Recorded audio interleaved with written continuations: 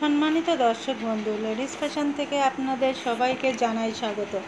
তো আজকে আমি নিয়ে এসেছি কি করে এই যে সূর্যমুখী ফুল তৈরি করতে, সেই ভিডিওটা আপনাদের সঙ্গে।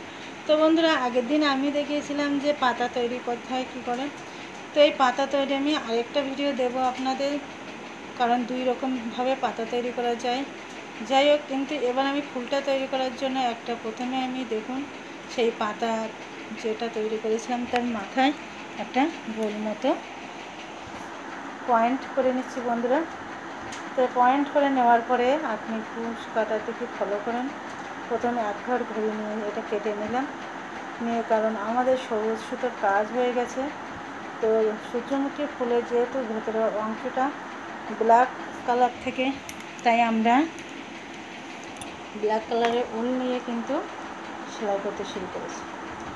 তো বন্ধুরা, দেখতেই পাচ্ছেন যে প্রথমেই এক পেজ কুশ কাটের কাছে জড়িয়ে নিচ্ছি, নিয়ে তারপরে যে গোল মতো অংশটা করেছি তার মধ্যে আর পেজ ঘুরিয়ে দিচ্ছি।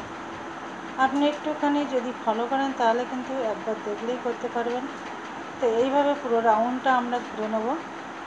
এবার পুরো রাউন্ডটা ঘোরাই দিলে বেশ একটা গোল চওড়া পুরো শেপ চলে আসবে বন্ধুরা।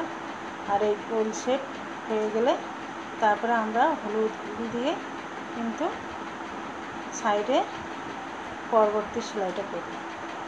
তো দেখুন মোটামুটি শেপটা চলে এসছে। তো এবার আমরা কালো সুতোর কাজটা এখানেই শেষ করব। তো কালো সুতোর কাজটা এখানে শেষ করব। তো বন্ধুরা, এই দেখুন একদম নিয়ে এখানে কেটে দেবো আর কি। তো মোটামুটি বুঝতেই পারছেন বন্ধুরা। এবার এটা কেটে দিলাম, দিয়ে এখানে একটা গিরি দিয়ে নিলাম, আর এই গিরিটা কিন্তু খুলবে না এমনভাবেই দিলাম। যাই হোক, এবার এখানে ইয়েলো বা হলুদ সুতো দিয়ে বাকি অংশটুকু সেলাই দেব। তো যেখান দিয়ে আমরা কালো সুতোর কাজটা শেষ করেছিলাম, তা বন্ধুরা যেখান থেকে কালো সুতোর কাজটা শেষ করেছি সেখান দিয়ে হলুদ সুতোর কাজটা আমি শুরু করছি। তো এখানে কিন্তু যেহেতু এটা গোল শেপ, তাই কিন্তু হলুদ সুতোর কাজটা করতে গেলে এক এক ঘরে দু ঘর করে করতে হবে। আর মাথার দিকে দুটো চেন বাড়িয়ে নিতে হবে, তা না হলে কিন্তু ফুলটা কিন্তু ভালো আসবে না। মাথার দিকে সবসময় একটা কাজ করার পরে দুটো চেন কিন্তু বাড়িয়ে নিতে হবে বন্ধুরা। এই দেখুন, এভাবে দুটো চেন বা তিনটে চেন আপনার বাড়িয়ে নিতে হবে, তাহলে গোলটা খুব সুন্দর আসবে।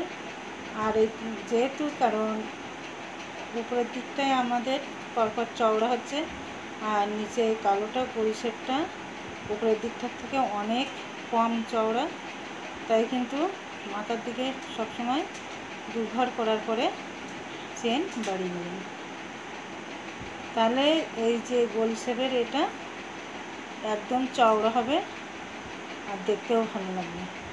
তা না হলে কিন্তু বাটির মতো চারিদিকটা গোল হয়ে রাউন্ড হয়ে আসবে। যাই হোক বন্ধুরা, তো এইভাবে আজকের আমি দেখাচ্ছি সূর্যমুখীর ফুল কেমন করে তৈরি করতে হয়। তো এখানে আমার এক শাড়ি হলুদ দিয়ে কাজ করা হয়ে গেছে, তো আরেকটা শাড়ি করব। তো এইভাবে আগে যেভাবে করেছি ঠিক প্রথমে কুরুশ কাটার গায়ে এক পেজ দিয়ে নিতে হবে, তারপরে সেটা সুতো থেকে গলিয়ে নিয়ে আরেক পেজ দিয়ে এইভাবে করতে হবে বন্ধুরা।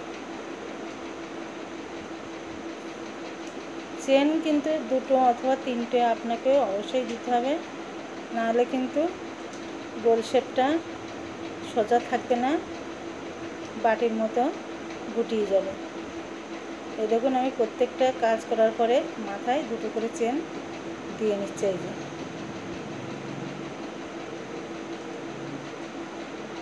তো দর্শক বন্ধুরা, অনেকদিন পর ভিডিও দিলাম, অনেক নানা সমস্যার জন্য আমি দিতে পারছিলাম না। যাই হোক, তো সম্পূর্ণ ভিডিওটি দেখবেন, আশা করছি আপনাদের ভালো লাগলে অবশ্যই একটি লাইক দেবেন আর চ্যানেলটি সাবস্ক্রাইব করে পাশে থাকবেন। তো বন্ধুরা দেখুন, মোটামুটি কিন্তু আমার সূর্যমুখী ফুল তৈরি করা হয়ে গেছে।